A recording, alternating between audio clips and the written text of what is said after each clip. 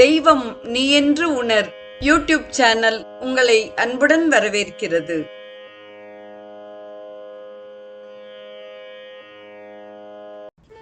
வாழிய செந்தமிழ் அன்பு நிறை உள்ளங்களுக்கு அன்பார்ந்த வணக்கங்கள்.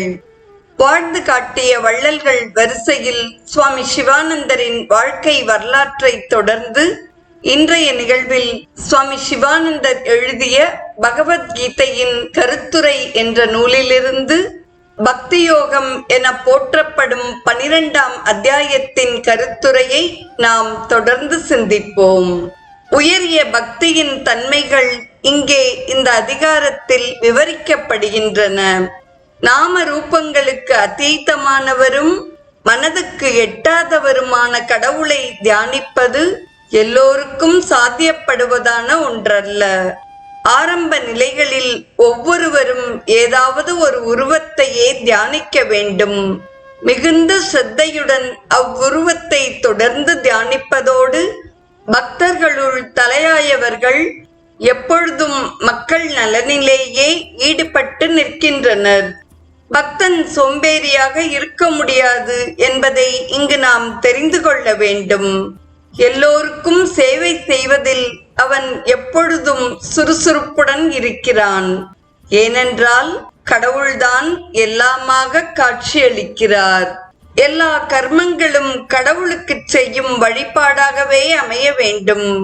அப்பொழுது கடவுள் இந்த பிறப்பு இறப்பு நிலவும் உலகிலிருந்து உங்களை உயர்த்தி தன்னை உணர வகை செய்வார் என்பது உறுதி. இடைவிடாது கடவுளை தியானிக்க முடியவில்லை என்றால் பக்தி யோகத்தை பழக முயலுங்கள். நாளடைவில் நீங்கள் கடவுளிலேயே நிலைத்து நிற்பீர்கள்.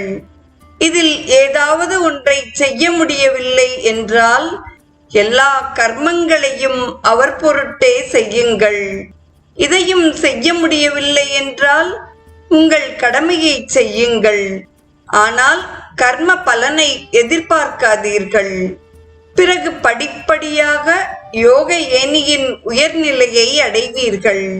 பக்தனின் தன்மைகள் குறித்து கூறுகிறார். பக்தன் யாரையும் வெறுக்க மாட்டான். எல்லோரையும் அவன் நேசிப்பான். இரக்கமே உருவாக அமைவான். ஆணவம் நீங்கியவனாக காட்சியளிப்பான். ஒரு பொருளையும் தனக்கு வேண்டும் என்று எண்ணமாட்டான். இன்ப துன்பங்களால் தாக்கப்படாதவனாக இருப்பான். பொறுமை, நிறைவு, உறுதியான நம்பிக்கை இவற்றை அணிகலன்களாக கொண்டு விளங்குவான். மனதை கடவுளுக்கு அர்ப்பணித்து நிற்பான்.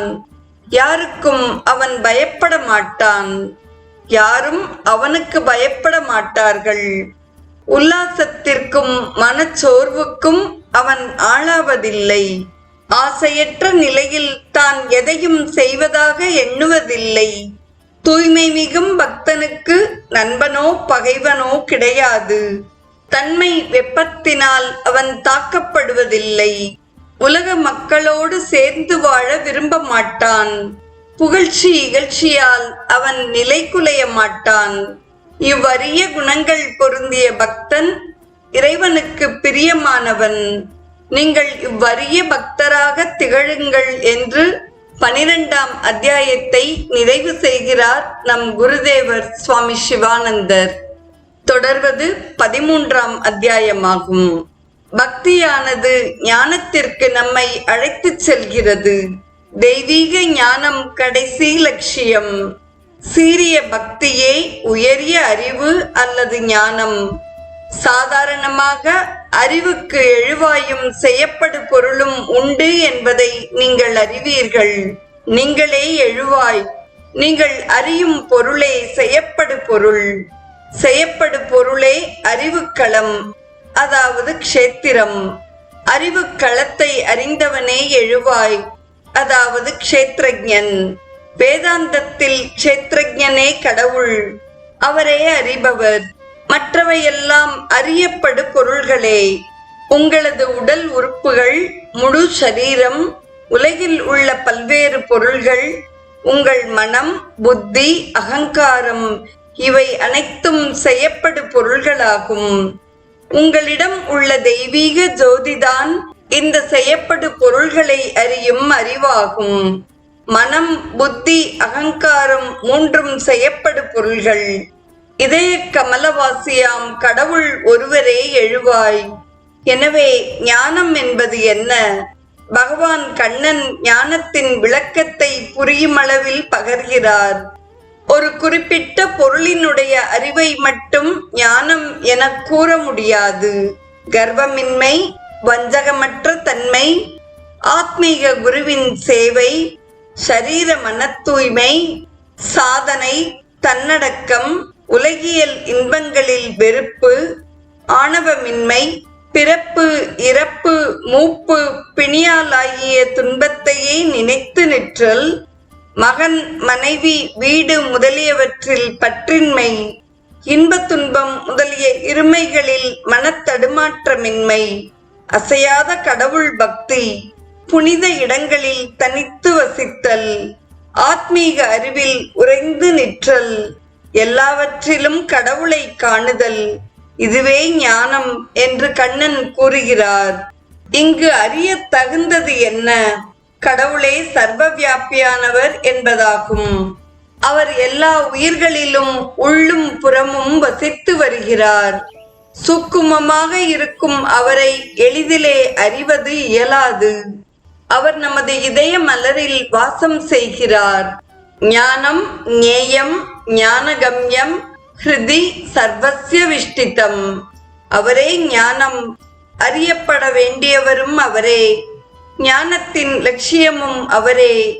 உங்கள் இதயத்தில் அவர் வீற்றிருக்கிறார். அவரை அறிவதே வாழ்க்கையின் சீரிய லட்சியமாகும் என்று 13ஆம் அத்தியாயத்தின் கருத்துரையை நிறைவு செய்கிறார் நம் குருதேவர் சுவாமி சிவானந்தர். நாளைய நிகழ்வில் பகவத்கீதையின் 14 மற்றும் 15ஆம் அத்தியாயத்திற்குரிய சிவானந்தரின் கருத்துரையை நாம் தொடர்ந்து சிந்திப்போம். இன்றைய நிகழ்வை கேட்டு பயனுற்ற அத்துணை நல்ல உள்ளங்களுக்கும் நெஞ்சார்ந்த நன்றி.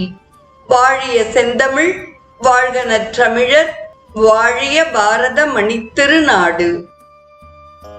தெய்வம் நீ என்று உணர் யூடியூப் சேனலை கேட்டு மகிழ்ந்த நீங்கள் உங்கள் நட்பு வட்டத்திற்கும் பகிர்ந்து தொடர்ந்து உங்களது நல்ல ஆதரவினை சப்ஸ்கிரைப் செய்து வழங்குமாறு அன்புடன் வேண்டுவது உங்கள் அன்பின் விசாலம்.